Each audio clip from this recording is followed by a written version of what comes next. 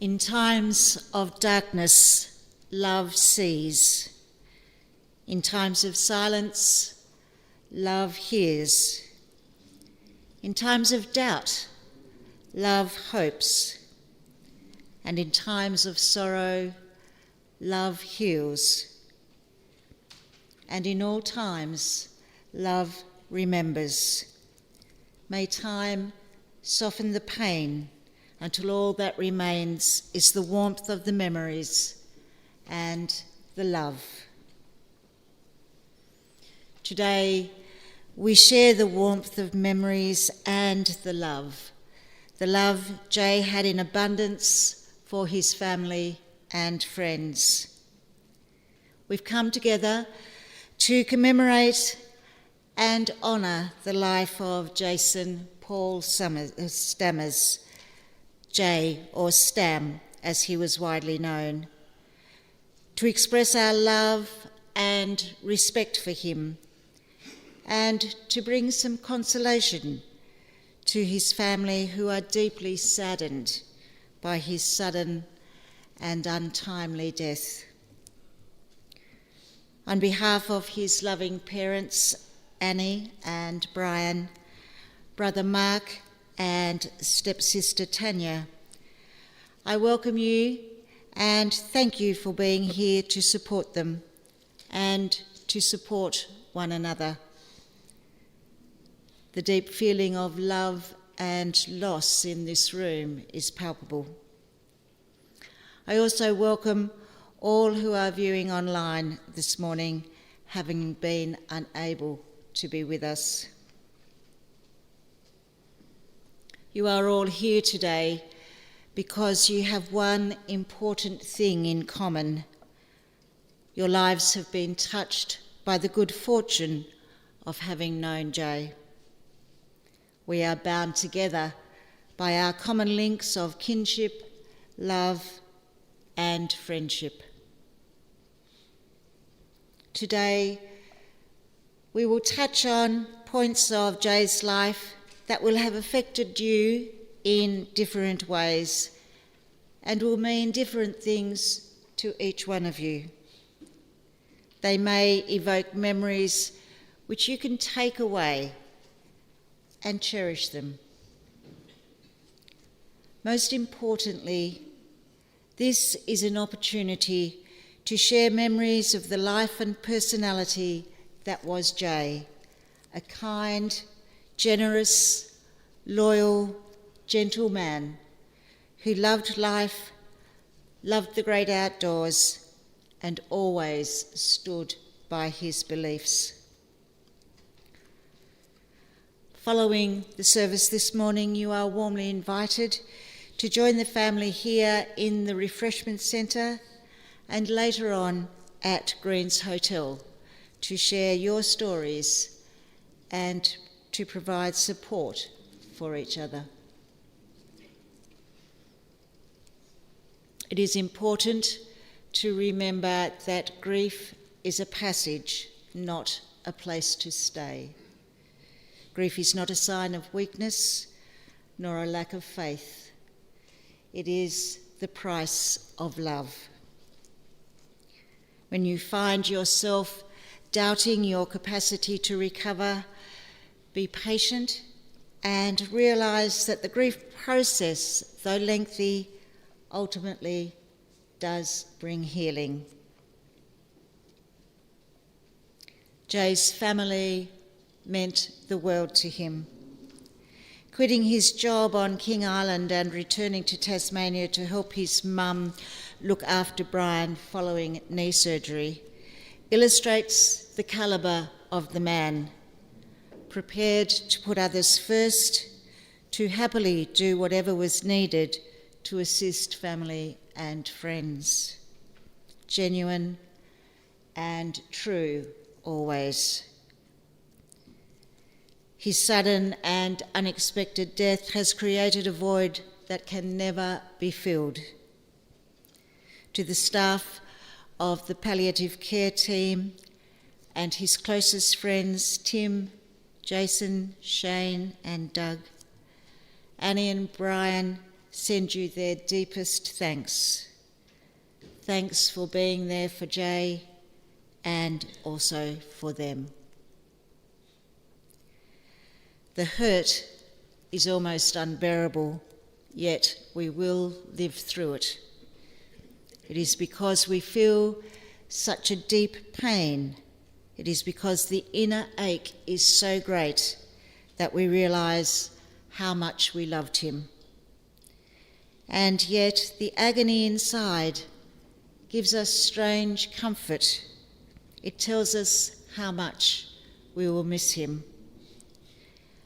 And we really wouldn't want it any other way, because the grief and the heartache we feel bears witness to the depth of our love. We know that thoughts of him will forever bring us comfort. Jay's eulogy has been prepared by Brian, and I am absolutely honoured to deliver it on his behalf. Brian writes,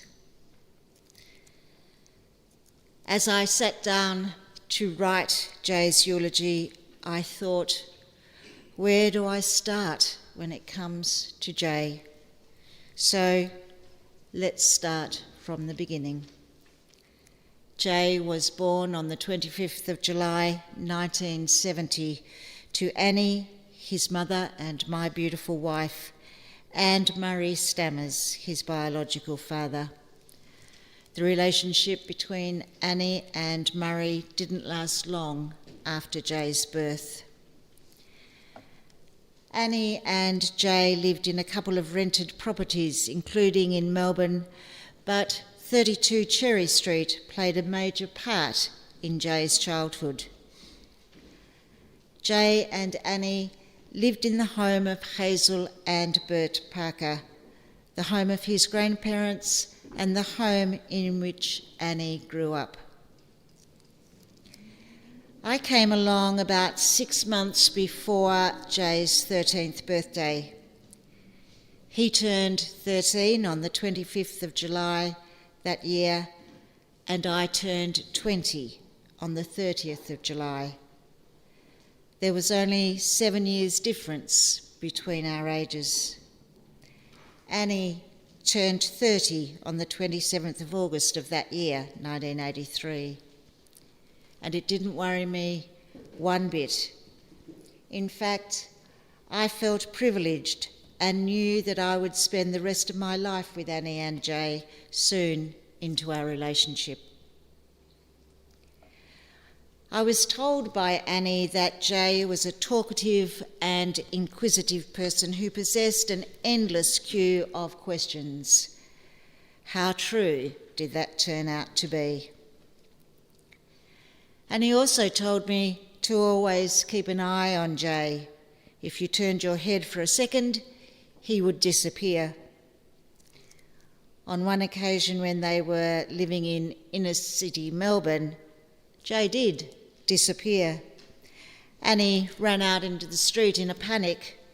She eventually found him well up the street talking to a biker who was cleaning his bike.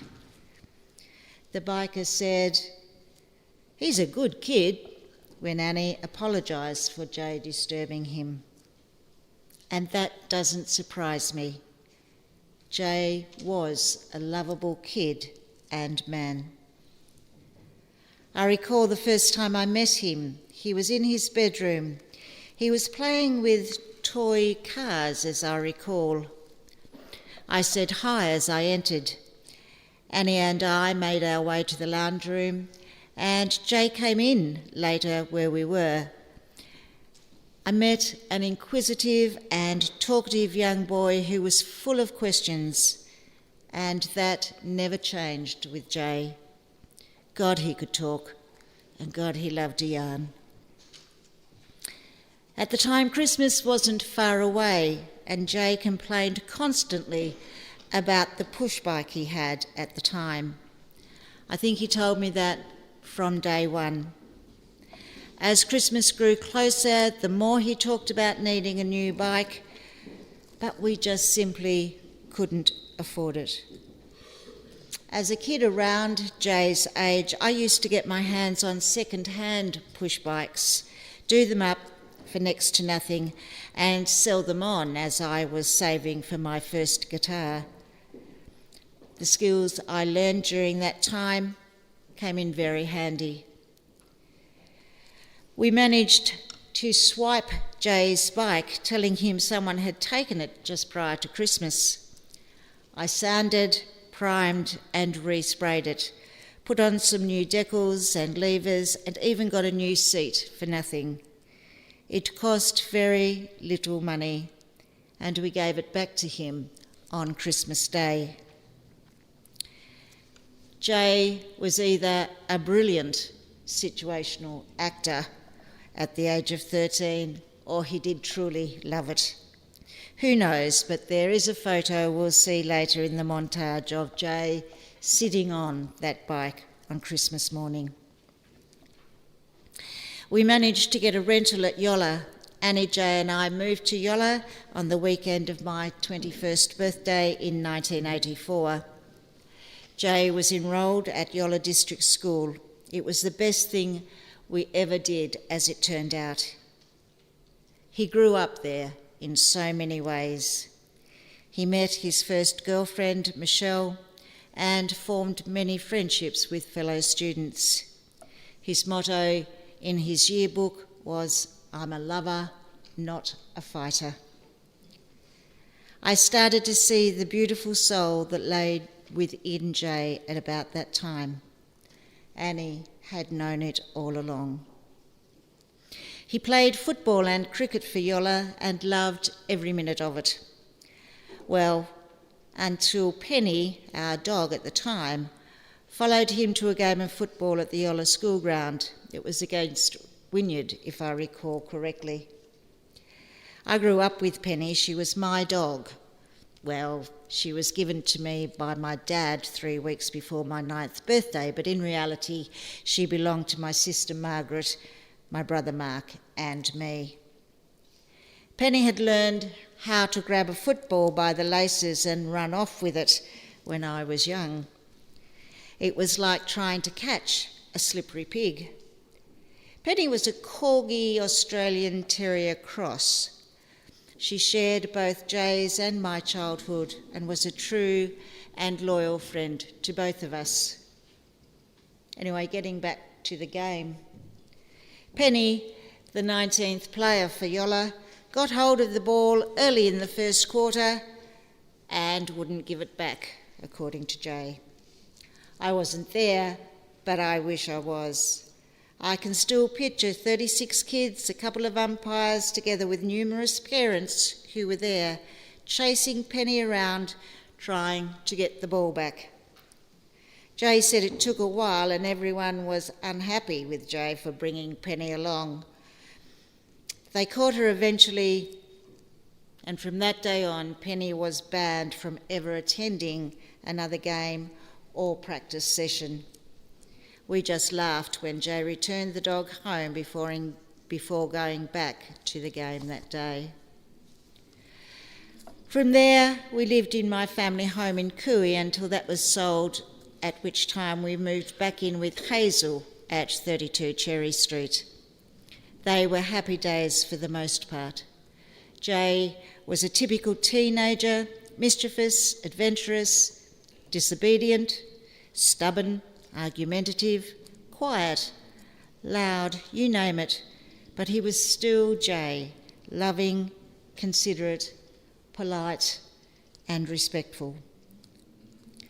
Jumping forward a few years, Annie, Jay and I lived in a 2-bedroom unit we rented from Housing Tasmania in Somerset. I worked at Lactos and Jay worked on a farm in Elliot, among other jobs.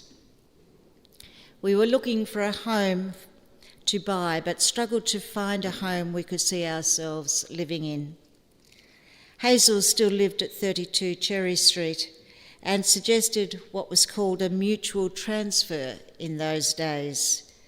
So we swapped homes in 1991. In 1992, Annie and I bought 32 Cherry Street from Housing Tasmania. It was a proud moment for us all because the home Annie and Jay grew up in became ours. It provided stability. Jay told us that he was proud because the home that his grandparents lived in from the day it was built and his mum grew up in was now our home. When he said our home, it really included him, and he was right there. He told us the front room was his bedroom well before we moved in. In 1994, Jay moved over to King Island. A very dear and close friend of his, Craig Anderson, or Ando as he was known, lived there and got him a job at the local meatworks. Ando passed away several years after Jay returned from King Island. His death devastated him. He took a long time to come right, and really, he never got over it. Jay lived on King Island for 10 years, holding down his job and loving the time he spent with Ando, Wendy, and the boys. He told me some stories, but I won't share them here today. Let's just say he lived. He also accumulated an extremely large fishing rod and lure collection. He loved fishing, and we went fishing together many times over his life. The reason Jay returned from the island was because I had major knee surgery in 2003. It took a long time to come right, but Jay quit his job to return home to help Annie as I recovered. I saw that as the measure of the man. I couldn't have been prouder, and it told me that Jay wasn't just a stepson, and the feeling between us was mutual. It took 2 years for me to recover. Jay stayed with us for 10, and we grew closer over that time. We were truly a family, mum, dad, and son. I remember the day Jay said, "It's about time I got a house of my own." He asked me to help him, saying he trusted me and knew I would help him find the right place to buy and call home. So off we went, Jay more confident than I was. The first house we looked at was in Mark Street. It was behind our home in Cherry Street. He did say he wanted to be close. Annie and I said, well, if the power goes off and the mobile network goes down, we'll be able to get one another's attention by leaning out the back door and shouting very loudly. Jay didn't like that home, so we kept looking. He eventually bought 18 Woodward Avenue, just around the corner from us. It was nice and close.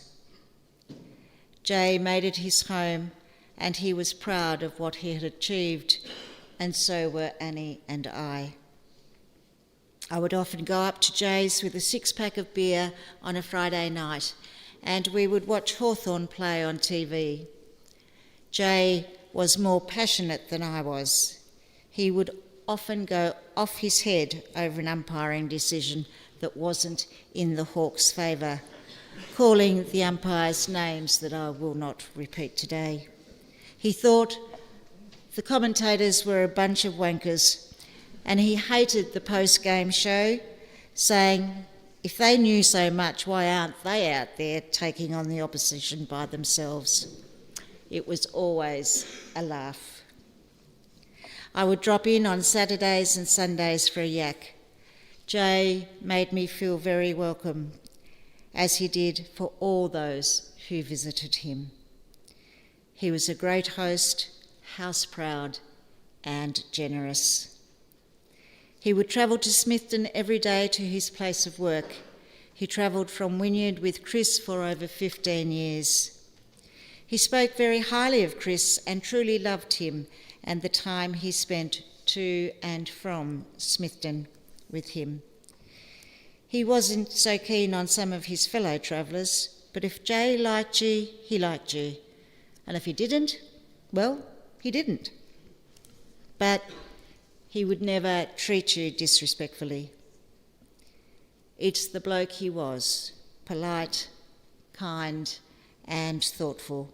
But he did have a temper, and it was wise not to upset him. When he was diagnosed, he told Annie and I he was proud of us. We had done a good job. We never let him down, and we were always there for him. He said he felt privileged to have such good parents. It made us feel very humble, and it broke our hearts because we were about to lose the most important person in our lives, our son. Typical of Jay, he said, "Don't go to too much trouble, just put me in a cardboard box." He said, "Don't waste money on the casket. They'll only tip me out of the thing and wheel the casket back out into the showroom and sell it again." I said, "They don't do that, Jay." He replied, "Yes, they do." The conversation on that day was while he was still in hospital with nothing more than a curtain separating other patients so they could hear everything he was saying. But I can tell you, it wouldn't have worried Jay one bit. It never did. Jay stipulated how he wanted things to go, and we have followed his wishes, with the exception of the cardboard box. Annie and I were not happy with his choice, but if Jay had stuck to that decision, we'd have followed it. When we returned to the hospital the next day, I reminded him of the funeral of a close friend of ours we had attended a number of years ago. Verity or Jane, as she was known to most. She was placed in a wicker casket with native flowers on top of it. Jay said he liked that it was natural and suited Jane because she was a child of nature. So were you, Jay. I said, "How about that then, instead of the cardboard box?" Jay nodded and said, "Okay, I'll agree to that. That would be nice." Hence the beautiful wicker coffin you see this morning. Jay died peacefully and in no pain. He kept his sense of humour right up to the end. We had a laugh here and there, and we cried too. It was so sudden. He passed 1 week and 3 days after the diagnosis, and he passed at home, as was his wish. He had said while in hospital that he wanted to go home to die. I guess all we can do is accept that everything went the way he wanted it to. Jay reassured us, telling us he accepted what had happened. He said, "You will be fine," and told us to go on and live our lives and be happy. We'll try, Jay, but life will never be the same without you. Annie and I were so proud of him, but now we are full of sorrow. We feel hopeless and lost. We did what we could to make him as comfortable as we could. He didn't complain once. That's Jay for you. Annie and I would like to thank my sister Margaret and her daughter Kirsty, who came over from the mainland to be at our side. We could not have coped without them. We are very lucky to have such a wonderful family, and it will never be forgotten. Jay was also very appreciative, saying he knew how much he was loved. You certainly were, mate, and you always will be. Jay's mates also visited. I can tell you he was honoured. He loved each of you truly and thought of you as brothers. So, see you later, Jay.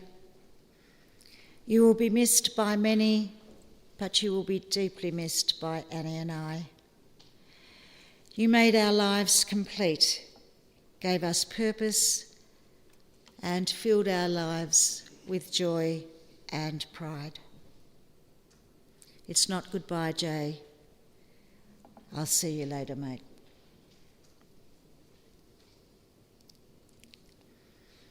Thank you, Brian. So beautifully written. Jay, you had so much love to give, and you were deeply loved by many. Sleep peacefully now. You'll be sadly missed and forever in our hearts. It takes great courage to commit words to paper when you've lost someone you love, as Brian has done. And one of Jay's closest friends, Tim, has done the same. Tim writes, "Stam, to my fallen brother, you had a profound impact on my family and myself, indeed on anyone that met you on your travels in this world. Even though I was a wild child in my younger days, it was you that kept me on the straight and narrow, well, mostly, and gave me sound advice and told me to stop being an ass. A lot of the time I did listen, and I did pull my head in. All the fond memories I have of you and the funny things and stupid things that we did together will stay with me for my lifetime. Like me throwing rocks at your window at 3 a.m, waking you up so we could go to your shed and have a coffee and whatnot. And of course, on most occasions, get some sound advice from you to point me in the right direction. In short, my dear friend, you will always be missed and remembered."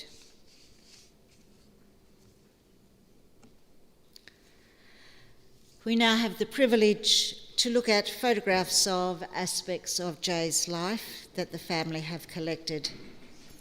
Jay chose the music for these. He chose "Only Then Will Your House Be Blessed" by Harry Manx and the Acid Song by Loudon Wainwright III to accompany these photos.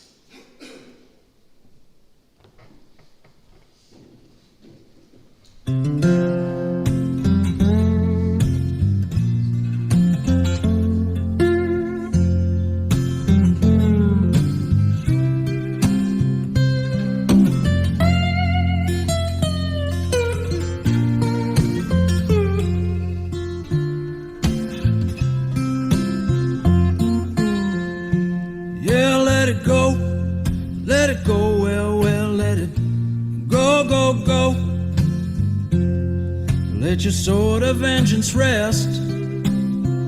Oh, do the blind lead the blind? Well, don't be cruel. To be kind, only then will your high house be blessed.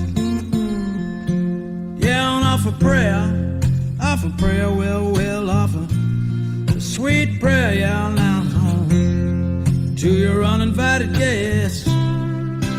Oh, won't you give him the right, yeah, to be welcome through the night. Only then will your high house be blessed.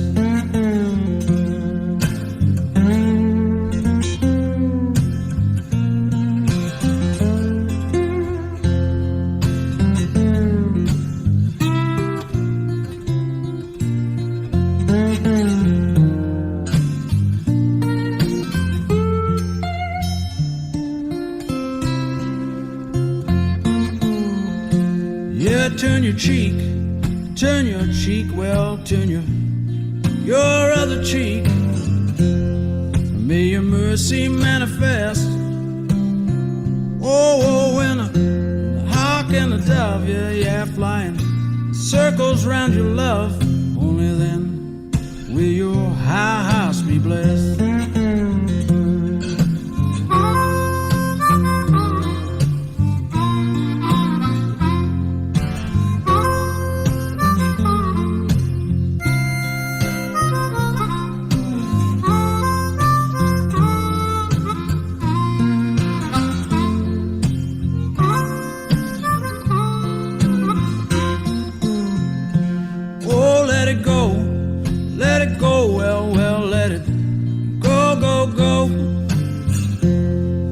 Your sword of vengeance rest. Oh, do the blind lead the blind. Yeah, don't be cruel to be kind. Only then will your house won't be blessed. Na na na.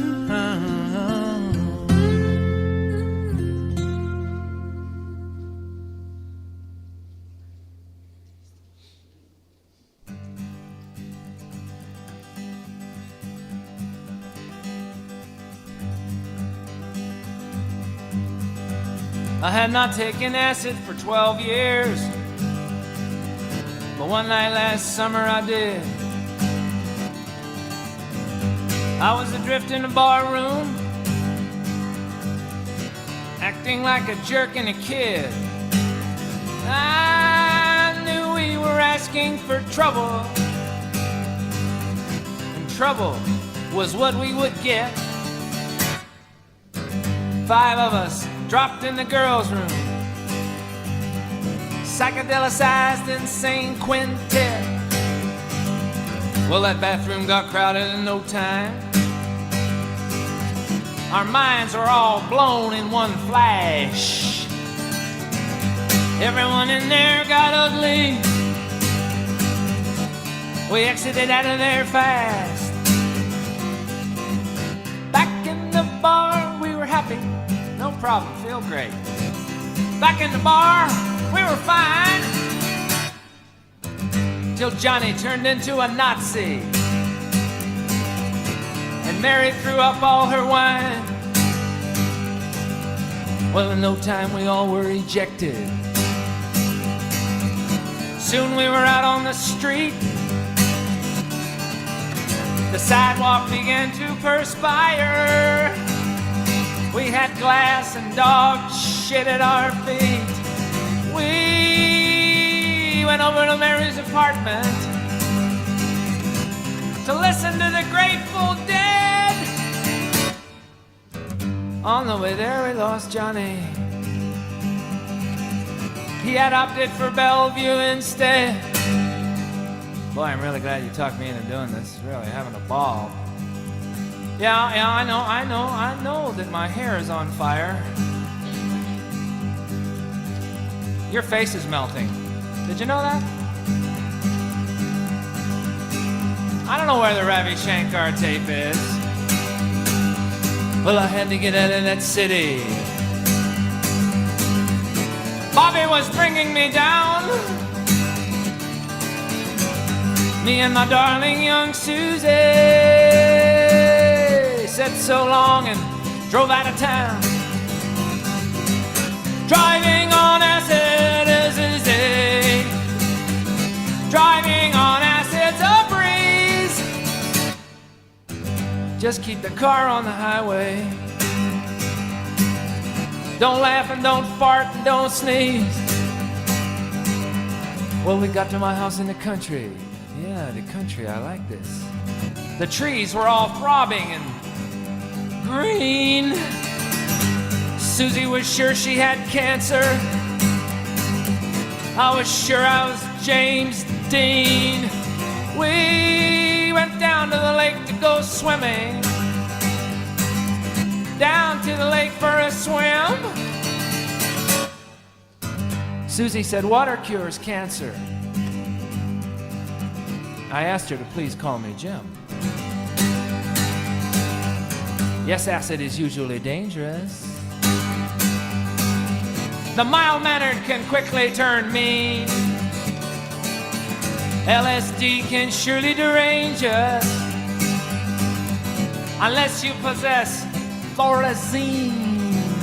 So the next time you want to go out there, when you feel like feeding your head, think twice before dropping acid.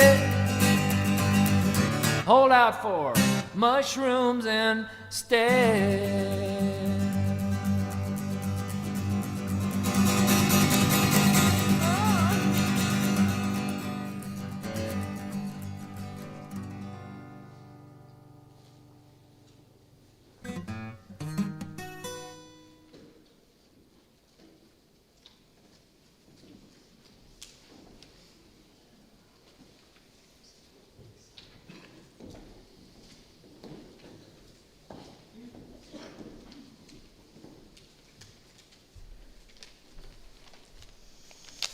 Uniquely Jay. Yep. A tribute from his dear friend Chris Hall. Thank you, Chris. Stam and I first met around 2008. He approached me looking for a ride to our employment in Smithton, with me living in Wynyard. Stam would come to my home each weekday morning, and we'd head off about 4:30 a.m. The early morning ride was just morning pleasantries, and he'd mostly sleep. There were a few others travelling with us over time, but Stam soon took over the front seat and would fiercely defend it, holding onto it until his very last trip. We worked together in the same production area over that time, apart from a year or so when he was off with a hand injury. The trip home was always more animated. Stam was always good company, and our conversations were many and varied. He would often convey stories of his past that would have me either shaking my head or have me in stitches.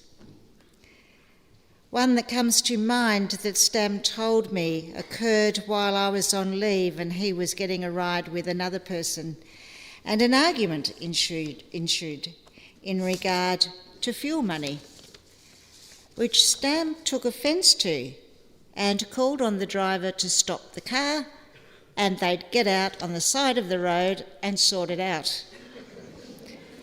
The car stopped, Stam flew out, only to see the car speed off and leave him stranded on the side of the road.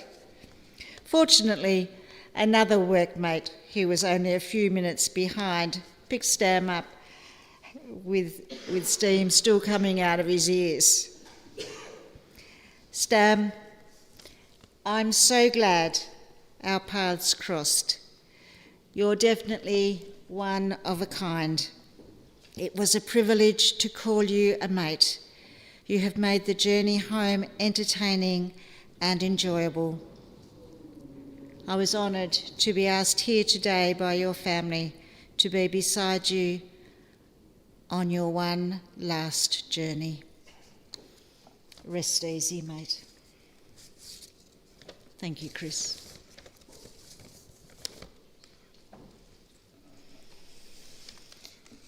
While the family place gum leaves and say their quiet goodbyes to Stam, I invite you to reflect on the place that he holds in your heart, the impact he had on your life, and the memories that you will keep forever.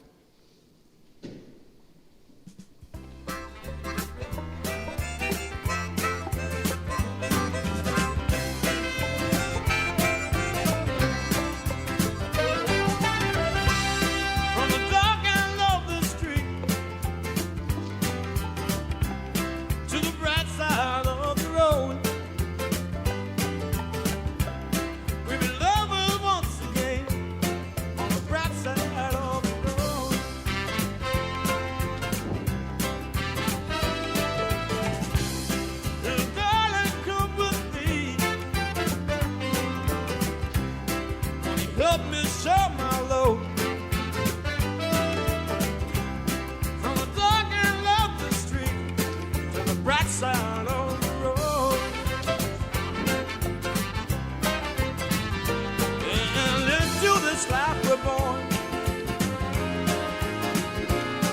but sometimes I don't know why. And time seems to go by so fast. In the twinkling of an eye. Let's enjoy it while we can. Let's enjoy it while we can. Help me share my load. Help me share my load. From the dark and low street to the bright side of the road. Cricket!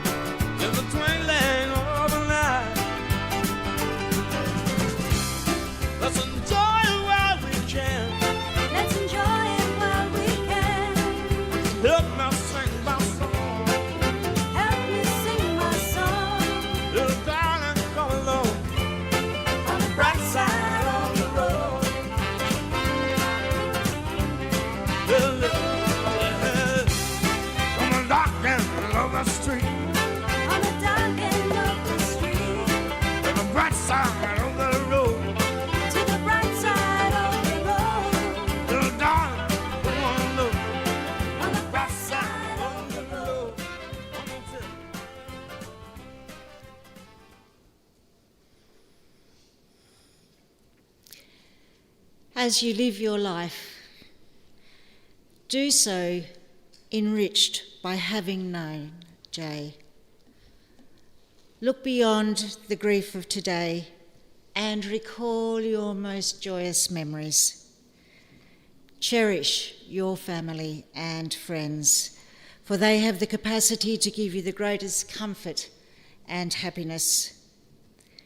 Live your lives to the full, to the benefit of all those around you, as Jay would have wished you to do. It is now time to lay our treasured son, brother, and friend to rest. Would you all please stand?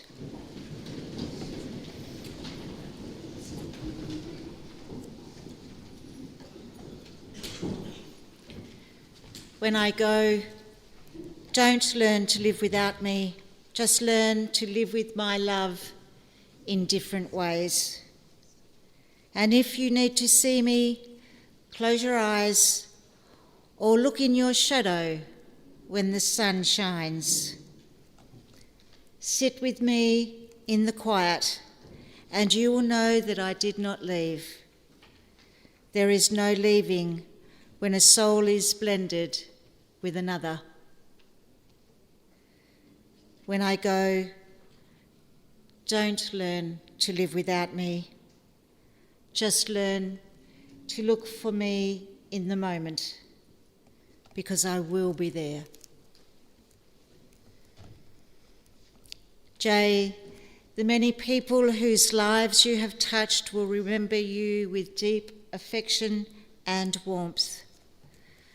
The story of your life is ended, but the part you played in theirs continues to affect the people you cared about. May your love be reflected in all who knew you, and may you continue to live on through the lives of those you leave behind.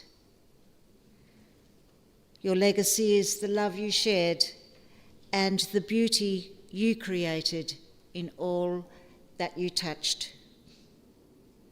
Jay, we honour your life. Your departure we accept. Your memory we cherish. And although there is grief today as we say goodbye, there is gratitude for your life. We are truly grateful for the privilege of having shared life with you. But rest now at the end of your days. Rest in the hearts and minds of those who love you. And so with love, we shall leave you in peace. And with respect, we bid you a fond farewell. Now, in sorrow but without fear, we commit the body of Jason Paul Stammers to the elements and ultimately to Mother Earth, from which all life comes and to which in the end all life returns. Earth to earth, ashes to ashes, dust to dust, grateful for the life that has been lived and for all that life has meant to us. May we resolve that while we live, we will strive with all our might to make our living of real worth. Jay, go forth from this world knowing that you are loved beyond measure, that you will be missed more than words can say, that you will be remembered and cherished, and that love will never end. We will hold you close within us, and there you will remain to be with us throughout our lives until we meet again.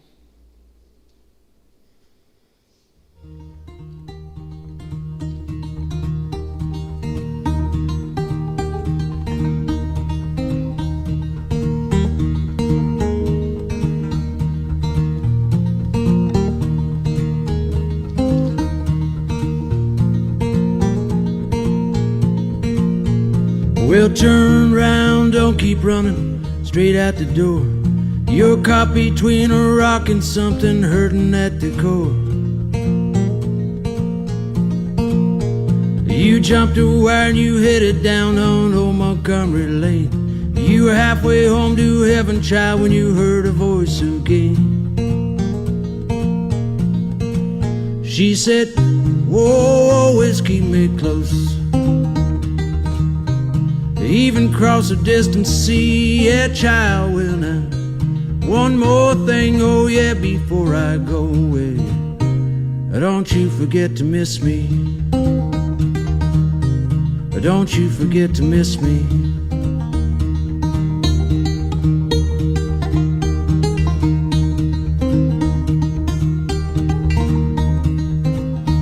She said she gonna make it back, well it could be any day.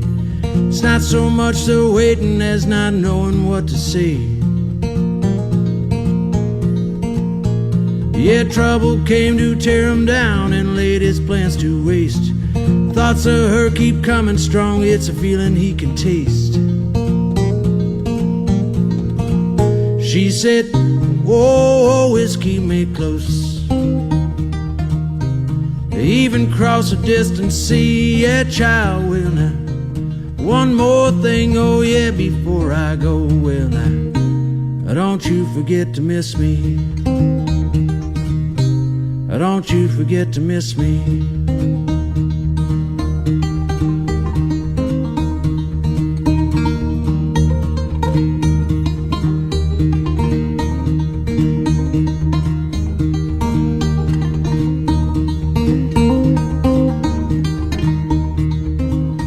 He sent her words as sweet as wine and stars on a full moon night.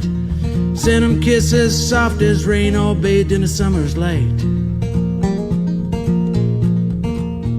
And that day drew near when they would meet. She rose 2 hours for dawn. Tried so hard, oh, not to cry, but now the tears had come. She said, oh, always keep me close. Even cross a distant sea, yeah, yeah, child, well. One more thing, oh yeah, before I go, well now. Don't you forget to, oh no, no, well now, don't you forget to,